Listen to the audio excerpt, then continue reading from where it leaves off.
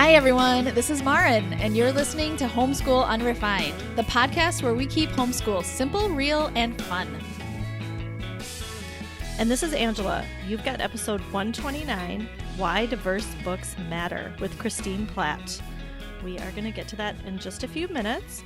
First, we want to say hello and welcome to all of our listeners. We're so glad you're here. If you're new here, welcome. If you're a returning listener, welcome. We're so glad you came back. A special hello to new patrons, Ashley and Megan. Thank you for supporting us on Patreon. Yes. Just a little bit about our podcast. We are here to help you think differently about homeschool and help you to feel good about what you are doing, because you are doing amazing. Yes, and we're here to just help you realize that a lot of the things that are right in front of you, right where you are good. And maybe that helps you take some things off your plate and makes you feel more relaxed as a homeschooler. So just to feel good where you're at right now. It is a new year, and we decided to simplify our Patreon community. So in case you're unfamiliar, Patreon is a separate platform where we can connect on a deeper level with those of you who want that kind of support and connection. So we've simplified that to just one $5 level where you can get all the rewards. So for $5 a month, you are going to get at least 2 extra new episodes per month. One where we check in on how things are going for each other in homeschool, and we talk about self-care, and it's a really good topic and hopefully spurs you on to think about those things for yourself. And then also we have an LTW Extra where we share all these extra things that we're loving that don't always make it on to our regular episodes. Right. And these Patreon episodes come into a separate podcast feed that will go right into your podcast app. And we are also really committed to Patreon. So we're always doing episodes, even if we're on a break here. Yes, exactly. And we, whenever we have a guest on, we share extra content of that interview on Patreon too. So for example, today, Christine Platt is going to talk more with us on Patreon, and it's a really great conversation. Right. And we have a supporter only Facebook group. Patrons also are first to know everything about news and announcements. You get discounts on classes, and you have more than 18 months worth of archived episodes if you want to listen to all that. So it's really a never-ending stream of Martin and Angela.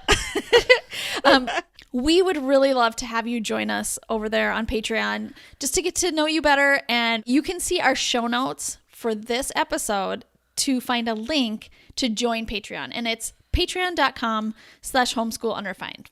Yes. Okay, so we have a great interview that we are super excited to get to. But before we do, I just wanted a quick check-in. Marin, how are you doing? Good question. It's a loaded question. No, you know what? Everything is going much smoother. We've been in a really big transition period for quite a while, actually. I mean, besides us, This traveling. whole year, kind of. We've been traveling since August throughout the United States. We've kind of landed here in Austin, Texas for a bit, for 5 months. And we've been here for a little over a month now. And it feels good to be kind of in the same place for longer than a month, which we haven't been for a really long time.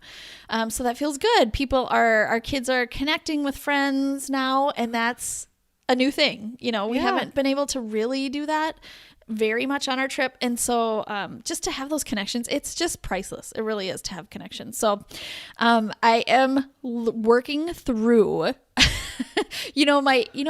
one reason why we homeschool is because I love that freedom and independence.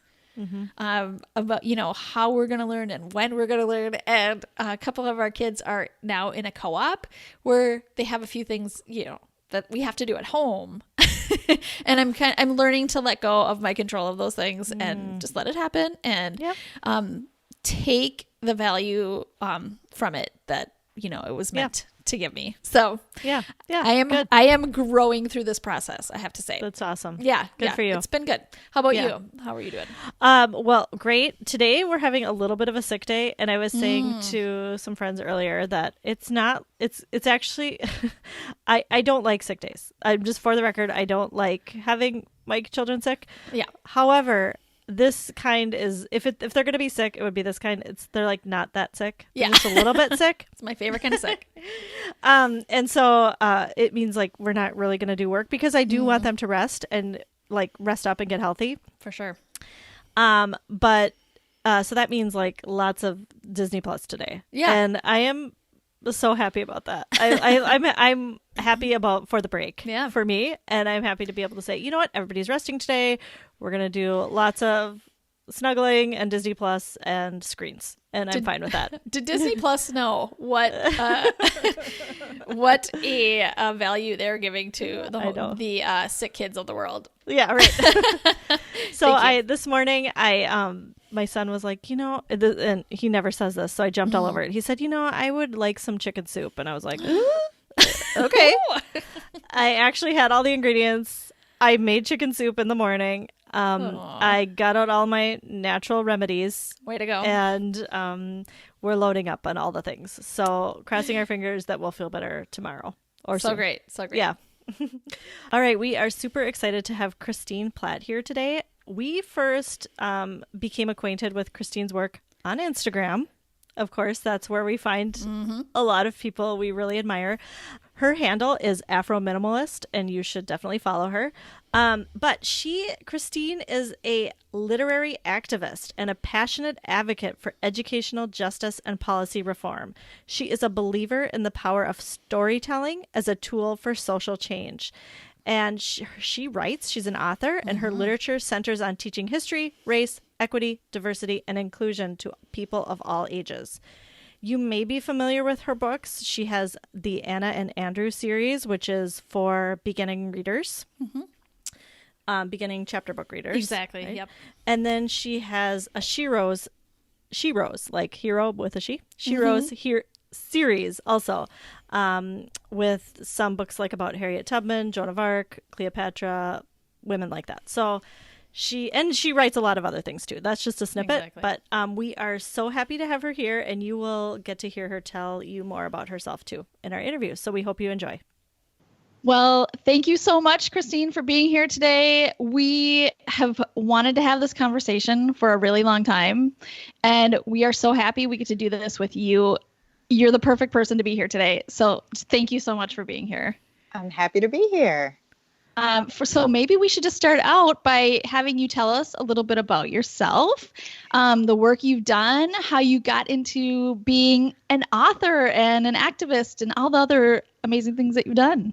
Yeah, sure.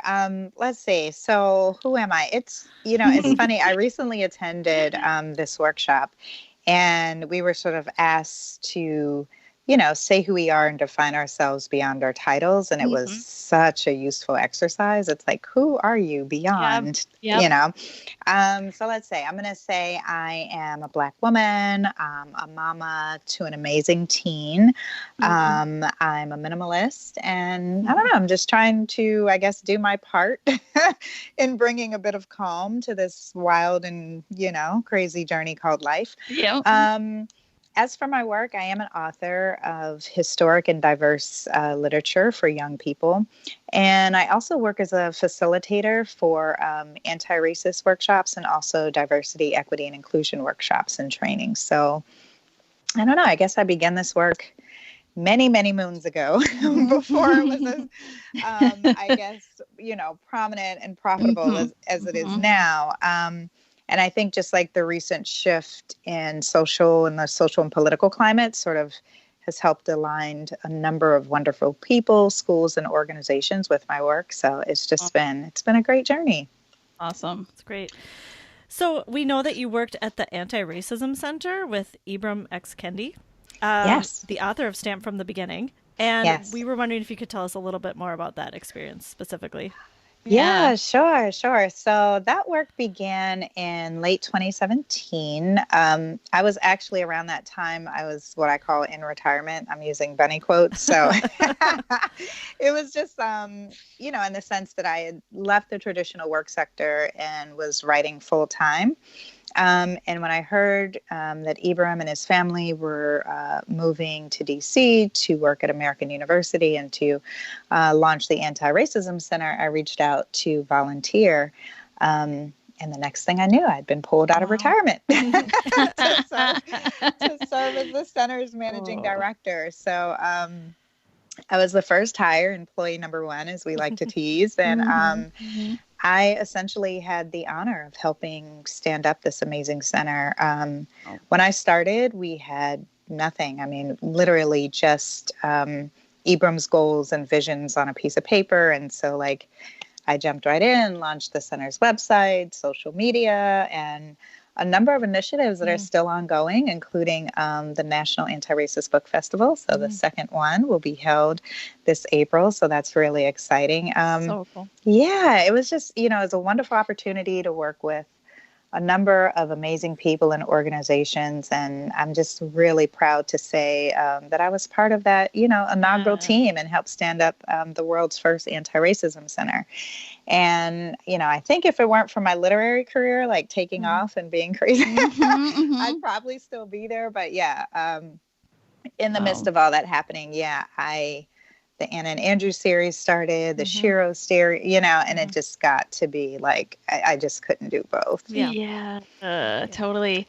So, and I know, so you're saying you were an author. You've always been an author. How did that really come about though? Like, how did you decide I'm going to do this? I know, it's so wild. So I wrote my first novel. So this is a story. Okay. So I wrote my first novel when I was working at the Department of Energy. I was working as a senior policy advisor at the time and doing a lot of work on renewable energy and energy efficiency on like tribal lands and low income communities. It was, wonderful work. But I'd started during the Recovery Act when we had just, millions in funding that we had to just spend, which was wonderful. And then the Recovery Act, funding and that period ran out and DOE went back to business as usual, which was a really, really slow pace for me coming from the private sector. And and so one of my good friends, it was November. She was like, we should do NaNoWriMo. And I was like, what is that? And she was like, we should do a National Novel Writing Month. And she's like, we love writing. We love reading. We should do it. And I was like, what do I have to do? And she was like, it's 50,000 words in 1 month. And I was like, that's That's a insane. lot. Insane, right? And then I was like, yeah, but let's do it. Quit your job and start writing. And so I actually wrote the first draft of my novel, my first book, The Truth About a Wheatie, while I was working there. And sort of, never imagined that it would become the book that changed my entire life, right? I independently published it. And, first thing, your friends and family buy it. And they're like, oh, it's so great. And you're like, yeah, right, Thanks for the support. Yeah. And I think when I started hearing from people that I didn't know, and then I started hearing from colleges and universities that were using the book, and I was like, whoa. And then that's the book that got me an agent. And so my agent, and this is all around 2015, by the way. So that I had 1 year of retirement between working. But so in October of 2015, I was like, wow, this is about to turn into a real thing. And so I was working on my second novel, which was an adult novel as well. And it was focused on the fate of Afro-Germans during the Holocaust. You can tell I'm a historian by trade. And, the pressure was just so different. It was, it wasn't fun, right? Like the first book is so fun. No one has any expectations. And I was just in a rut. And she said, I know you said you didn't think you could write for kids, but I heard from this wonderful educational publisher, and they're looking for, a diverse author, a Black author, preferably, to write a story, write a series for young children based on African American history and culture. And I was like, okay, whatever. I mean, clearly I can't finish this novel. It was just terrible, right? And so I take, an hour. They want me to pitch maybe what 4 or 5 titles would be. I write it out. I send it off, whatever. And literally, that's how my writing career started for children. Wow. And I only thought Anna and Andrew would be 4 books. I mean, I signed on for the 4-book series. The 4 books were only supposed to be for libraries and schools. You know, they only came out in hardback. The demand was so great from parents and educators that they ended up coming out in paperback, and then they wanted 4 more books. And now I'm currently working on the next 6 books in the series. So yeah, it's a whole. And so, yeah, it's kind of funny because I'm like, well, 1 novel versus 20 something children's books. Now I guess I know my lane. Yeah, but I would have never known. Right. So yeah, the writing for children is wonderful. And I think part of that experience is, you know, I have the opportunity to go into schools. I have an opportunity to meet with teachers and like literally see the impact that these books are having in classrooms and in families. Yeah. That's really awesome. I was just telling Angela ahead of time. I went to my library, my local library, and I asked them for your books. And they're like, yeah, we don't have those. And I was like, oh, well, I'm looking, you know, I'd love to have more books for my kids, beginner chapter books, especially of kids who are Black, because we don't have any. I've never seen them. And the guy looked for like a really long time. Yeah. He really looked, and he's like, I'm so sorry. It's unbelievable. Yeah. And I think that's the thing, you know, my daughter is 16 now, and obviously there was a lack when she was growing up. And I couldn't believe that there was still this lack. And so I'm happy. Yeah, it's unbelievable, but I'm happy to be among, you know, the authors that are filling that void. I love the response that we're getting from families and educators, and not just Black families, right? Like families like your own, and you know, the books are available in Spanish, and some here. Like, I mean, it's just become, it's really wonderful, and I think it definitely shows how we are moving forward as a society. So I'm really happy about it. Yeah, for sure. So recently we shared a tweet on Instagram by Morgan Jenkins. And it said, "You're not well read if you're only reading white authors." Oh, that was dangerous. How did that work out for you? Well, we were kind of naive because we were like, yeah, right? I mean, right? And we naively got some conflicting reactions, obviously. I'm sure. To us, you know, white girls, we're like, what? Yeah. You know, we shouldn't have thought that, but we did. And but we really do believe this is an important message for all, especially homeschoolers, as we are. And even if just anything politically that we think, we still need this. We need that message, or demographically too.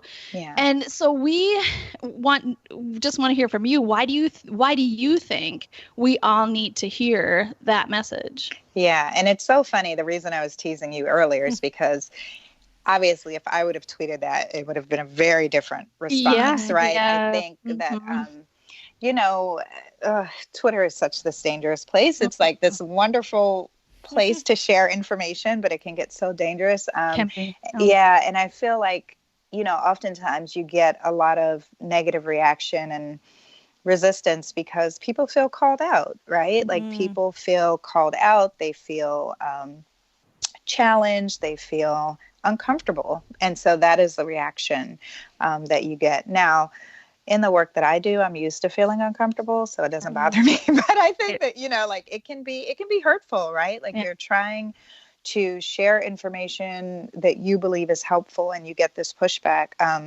So, you know, you got to learn to take it with a grain of salt and giggle the way I did. And you have to know like where that energy is coming from. Your message is absolutely correct. There are so many reasons why everyone should be reading diverse books, not just children and not just adults, everyone in between, right?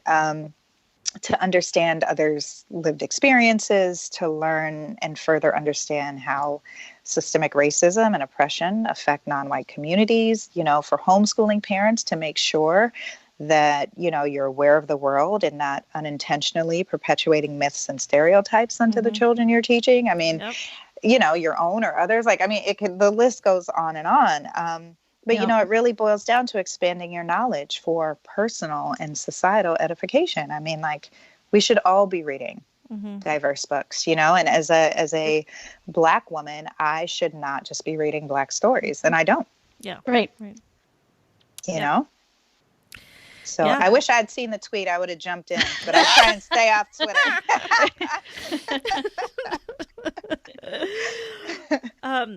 Well, some of our listeners may have heard of the concept of windows, sliding glass doors, and mirrors when talking about selecting diverse literature. Can you explain that concept for people who maybe haven't heard it? Yes. So it was first coined by Dr. Rudine Sims Bishop. She's an educator, and I believe it might have been like 1990, 1991. And she sort of introduced this concept of books being windows and mirrors. And the sliding glass doors is more aligned with them being windows. But let me explain. So it's essentially saying this. So it's saying books as windows. Let's start there.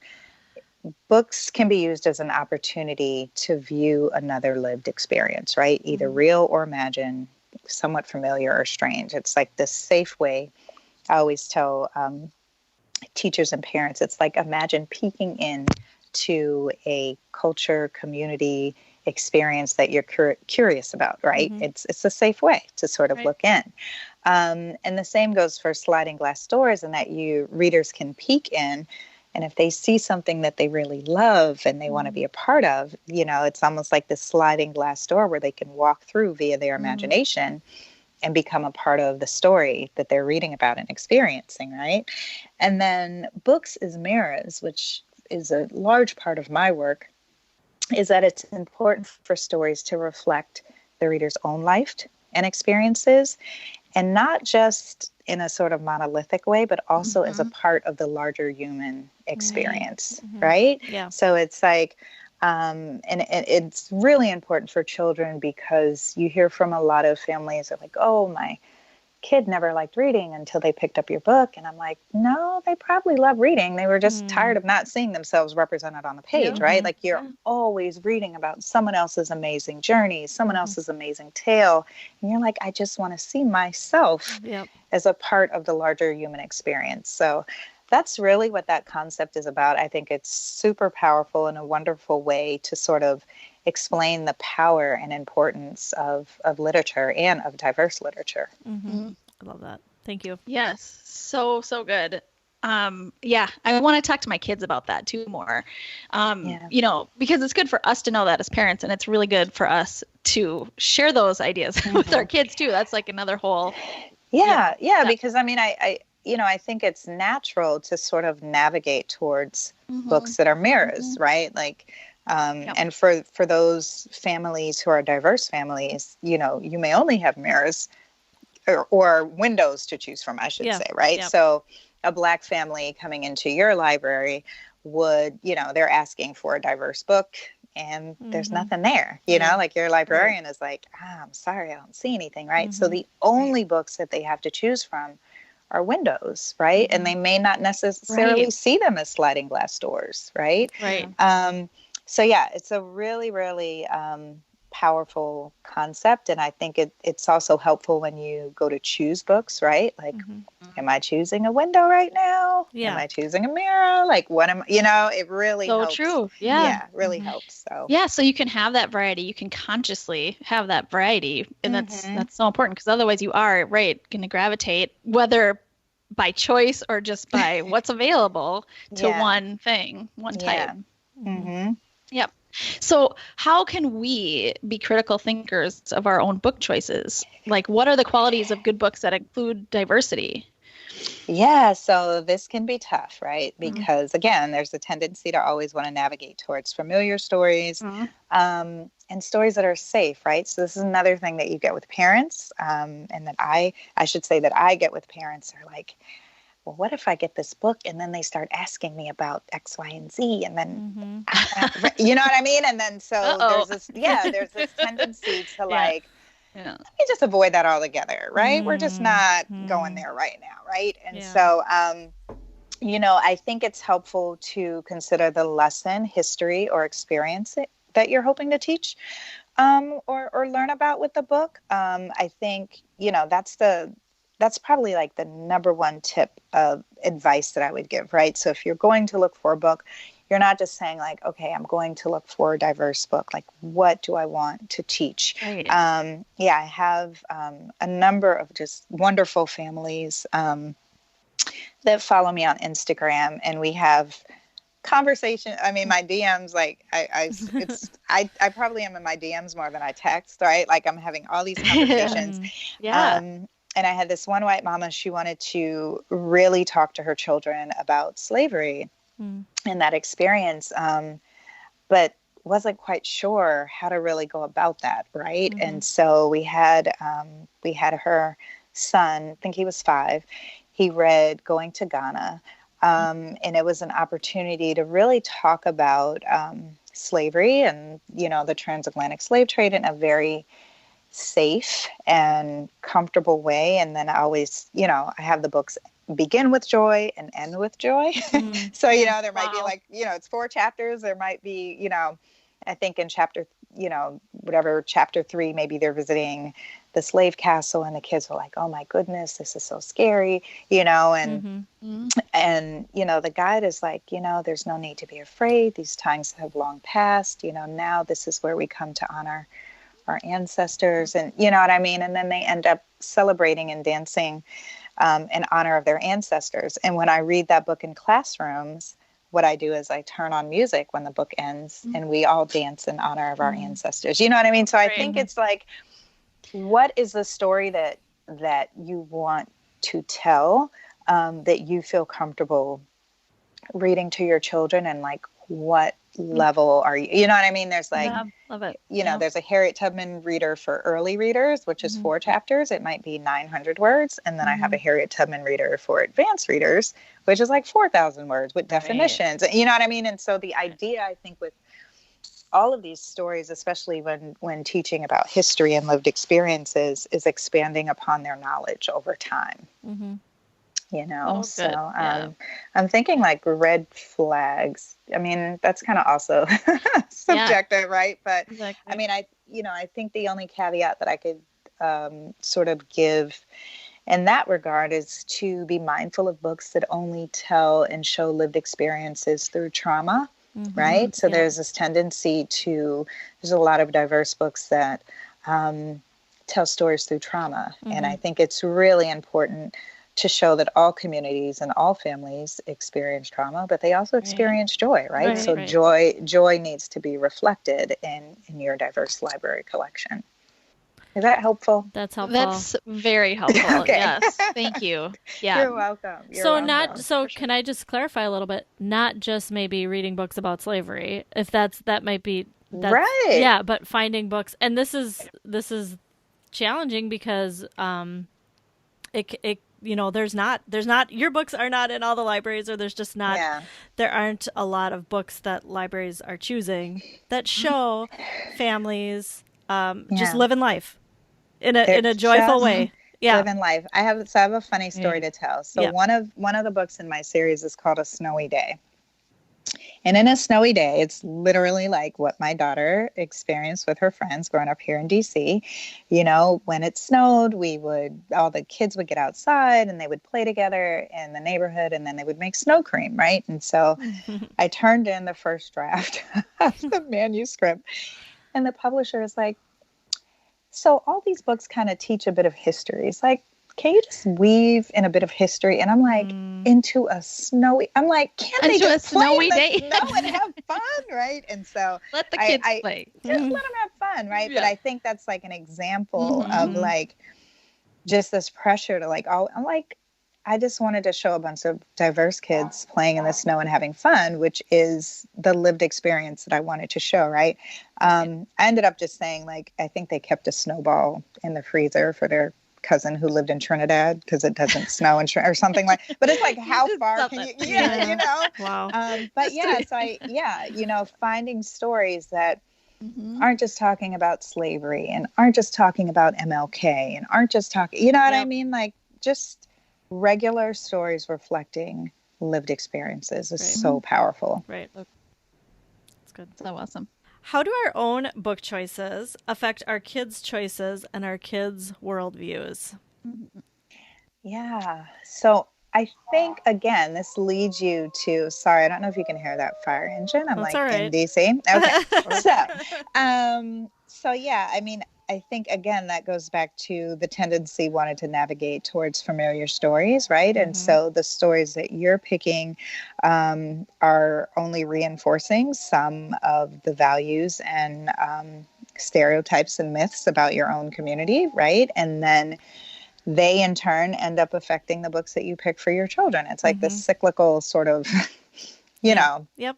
this constant circle of we are only going to end up reading Mira books. And so you have to be very conscious. And I think when adults pick literature and just read about different experiences. I know when I read There by Tommy Orange, oh my gosh. I mean, like, that book snatched my entire soul, right? Yep. And it just made me so curious about other Indigenous stories. And I was like, there's so much I want to know. There's so much I want to know. And so I think that's the benefit of, reading windows and sliding glass doors, right? Is that it makes you curious, and then it makes me want to say, gosh, I don't want my daughter to be 43 years old and this is the first time she's hearing about some of these experiences. Let me find a book that can sort of open her eyes to the Indigenous stories of our country, right? Right. Totally. Right. Yep. Totally. So we've talked about this a little bit, but as homeschoolers, it can be really challenging to navigate this, picking books because, especially, I mean, I think public schools are, it's the curriculum's there, the books are there or not, but, they're there to have maybe some diverse experiences and books. But we kind of have to do that work. And if we aren't doing that work, then it's just not happening. Yeah. So I don't want, everybody to be doing the work for us, but if you have great book lists, we would take them. Like, do you have a good place to go find? Yeah. So books? Listen, here's the beautiful thing. People are doing the work, and like, I am grateful for them. I am thankful for them. And I also think that homeschooling parents are at a huge advantage because you aren't confined to what the school system is saying. These are the books that you need to read, right? And the kids are still reading. And I'm like, I read that book when I was in third grade, right? 20 years ago, right? There are new books, yes, exactly, yeah, right. So you are at an advantage of that. So one of my favorite resources is Here We Read. Yes. They're wonderful. I love their Instagram. I love her website. I love that she not only is just like posting a picture of the book and saying, look at this pretty cover. It's so, you know what I mean? It's like, this is what this book is teaching about this. And it really is a very, very diverse book list. I mean, I've seen everything on that list. And so that is one of the resources, the first resources that I give to parents and educators. We Need Diverse Books is also a wonderful resource, especially in terms of looking beyond racial and cultural diversity. They explore, sexual orientation, gender. I mean, like, they go the gamut, right? And so I think that, and that's curated by, authors, librarians, and people who have been actively doing this work for a long time.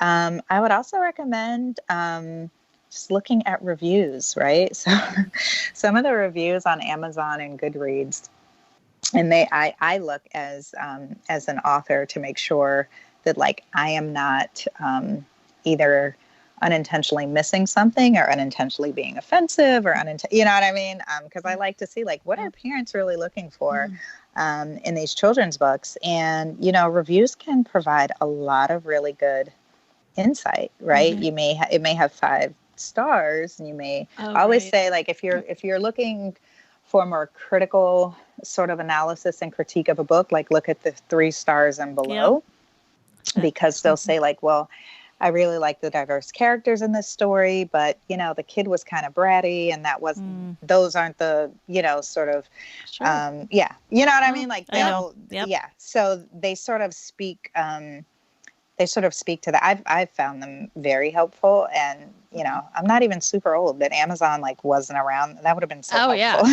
I know.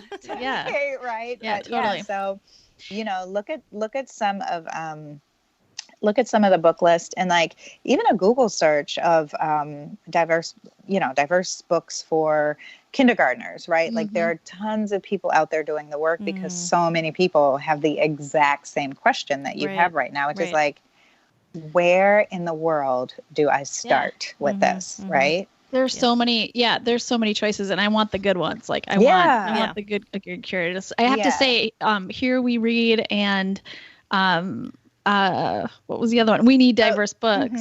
They are both, I mean, this, but like I love following them on Instagram, because that, like, I don't even have to go to a website or anything. It's perfect. There's I know. so many great like suggestions every day. Yeah, it's like a dream. And anytime I get a DM that's like, we love this book, we love, the Anna and Andrew series, now we need more. I'm like, here you go. Yep. Yeah. Here you go. And I love, again, that both of those resources truly reflect, diversity beyond racial diversity. That's so important to me. I love the reflection of cultural diversity. I love, if it's Chinese New Year, I can find a book about Chinese. You know what I mean? Like they're just, it's just wonderful. So yeah, and those are my faves. We Need Diverse Books has like I want to call it an app, but I'm not sure if that's the right word. It's like a searchable database on their website I think it's called Our Story. I talked about it maybe a year ago. Yeah, that's right. And you can search for anything. If you're looking for a book about Chinese New Year or whatever you're looking for 4 to 8-year-olds, powerful. You can find it. So great. Yeah. Absolutely. Yeah. And it's so powerful, and, yes, it takes a little more work than just going into, the easy route is like, I'm going into my local bookstore. I'm going to get the book that's on the table that says recommended reads, right? You may have to do this extra step of like going to one of these websites or doing a search. But it's so worth it, right? When we talk about the work that we're trying to do. So. For sure. And, we are going to be having Sharnae Gordon from Here We Read on our podcast. The next episode after this. So our listeners are in for a treat. She's going to talk about all of the best books. Her. Yes. Tell her I said hi. Okay. So we do not want Black History Month to be the only time we are reading about Black history. So we are trying to keep that conversation going all year round. Besides picking books, what is the work we can and should be doing right now? It's so funny. So I say this about Black history, women's history, all these history months that we have, right? I mean, the idea is that we should always be normalizing the history and text throughout the school year, right? So, if it means teaching it alongside in conjunction with your traditional curriculum, that's what you do, right? One example that I like to give is the Lewis and Clark expedition, right? Like that's always talked about and taught, and that's an opportunity to teach about the indigenous experience, right? To find some books that speak about Sacagawea's experience during this time. It's also an opportunity to talk about the slave experience during that time, right? And noting that, hey, York, there was a man, a slave named York who was also on the expedition. And incorporating the narratives of many different perspectives into these moments in history. And the narratives are there. You know what I mean? You may have to do a little digging, but, as this work continues, the narratives are there. And so, whatever you're teaching in March, whatever that historical curriculum is, look to see how you can tie in the lived experiences and historical, experiences of others during that time. And it just flows, right? The idea is to normalize these history and texts. Right. So true. So who are the voices that we should be listening to right now? We're talking about on the spot. Sorry, but I should put it like this: like, who's people that we could just like go on to Instagram or whatever. It doesn't have to be like full out, like serious. Yes, but like, who can we fill our feed with to like help us think in this way, just like more often? Yeah, there's so many. So I think again, right now, they're there. Tommy Orange really struck me. And so I'm really big on learning about Indigenous narratives told from the Indigenous perspective, right? And so one of the books that I'm like waiting to get my hands on, it's like always out of stock. So then hopefully mine will come in the mail soon. But Andrea Roger, she has a children's book out called Mary and the Trail of Tears. And she's a Cherokee woman. And this is the first book about the Cherokee removal story that is written from an Indigenous perspective, which is like, wow. The first one. Yeah. So like sad. That is a voice I feel that you should be listening to. I feel, I think a lot of Latinx voices are really important right now. And I mean, it's so hard because I'm thinking like so many of my friends are authors that do this work. And I'm like, I don't want to plug one and not plug the other. Okay. Right.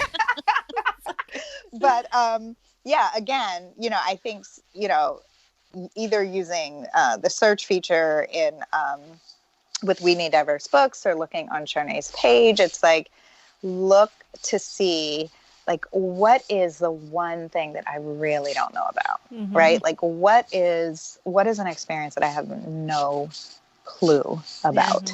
And then, just try and broaden your horizon on that, and so, right now I'm just fascinated with Indigenous stories. I'm fascinated with the concept of whose land are we on, right? I've been to a lot of different events now, and they're honoring the Indigenous land that we're on, right? And so it made me say, like, well, whose land am I on here in DC? And I'm like, wow, it's the Pataskaske and the Anacostia were here, and like learning about the community, and it's just so powerful. And I was at an event recently where they were honoring the Indigenous land, and it was a school event.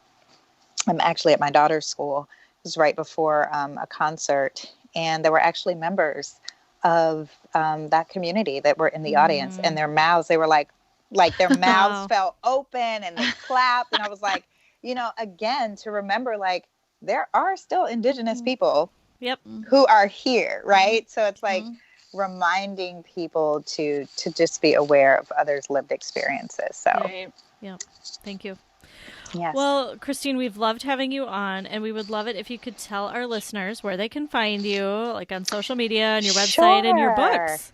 Yes. So you can find me on social media at the Afro Minimalist. So as I mentioned early in our podcast, I'm also a minimalist. And so in addition to sharing some of my children's book stories and writing process, I share a lot of eco-friendly tips and resources about living a minimalist life and trying to save our earth and do what we can for our children.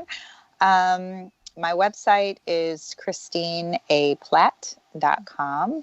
And my Twitter is the same, but as you all know by now, like I'm not on Twitter that often, but every now and then I'll hop on there.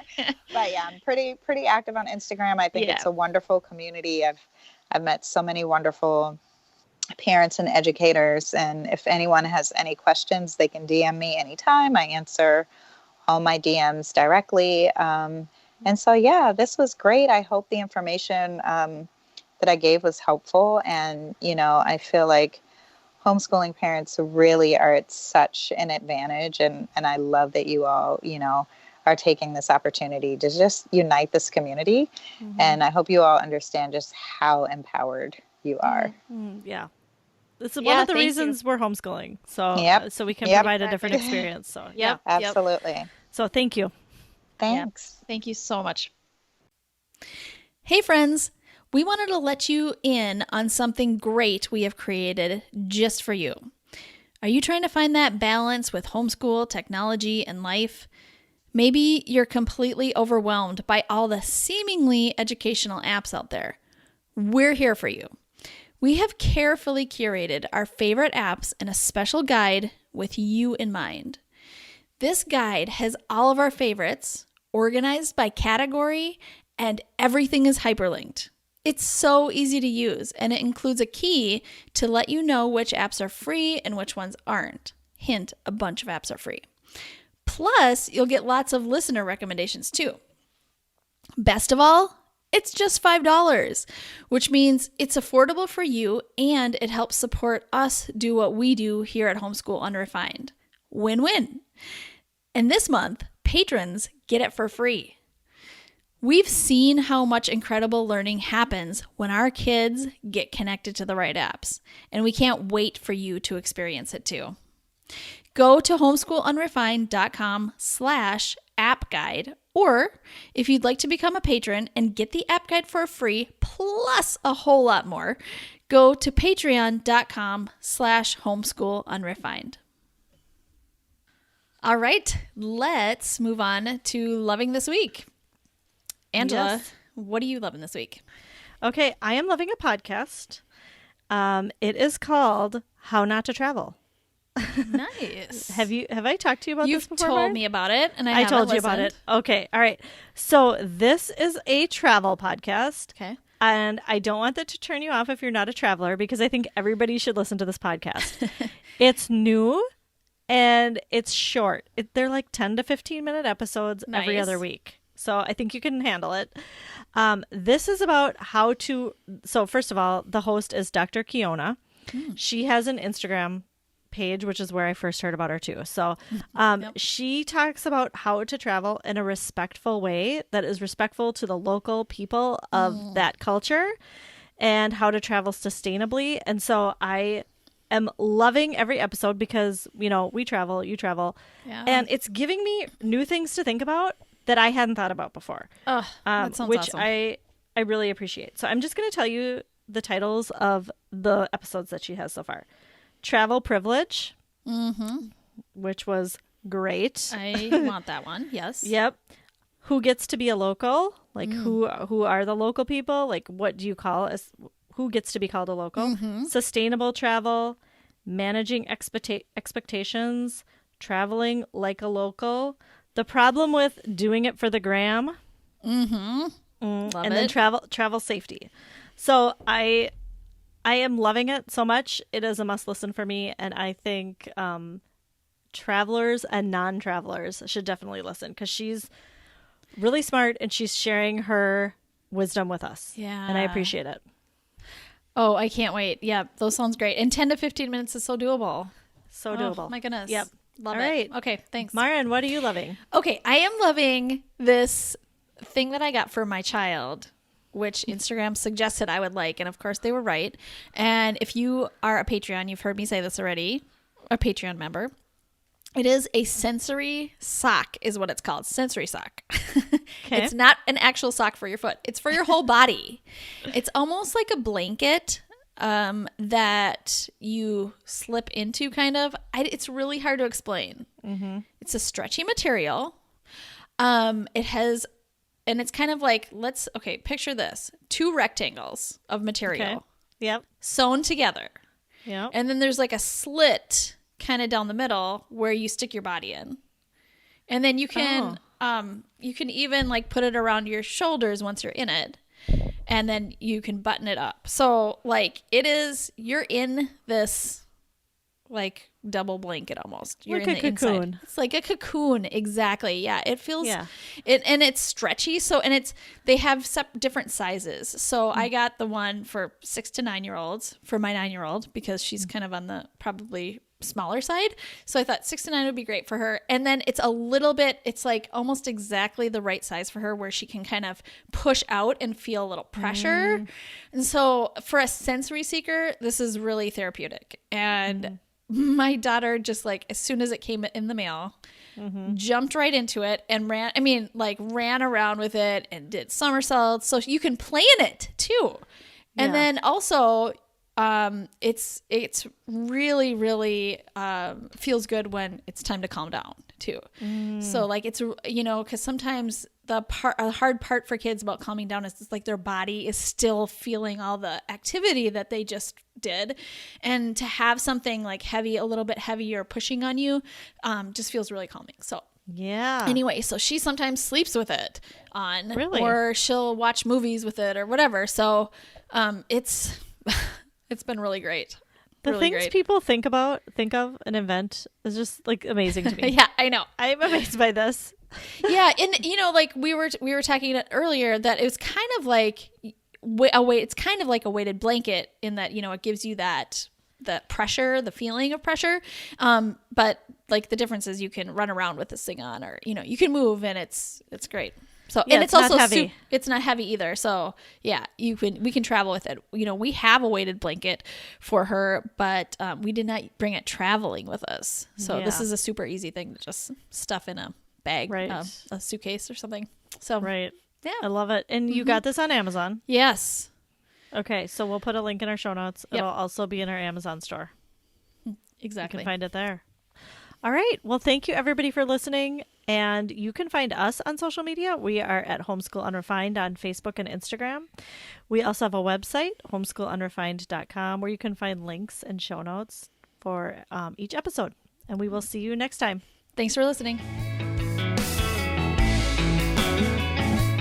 Homeschool Unrefined is created and produced by Maren Gorse and Angela Sizer.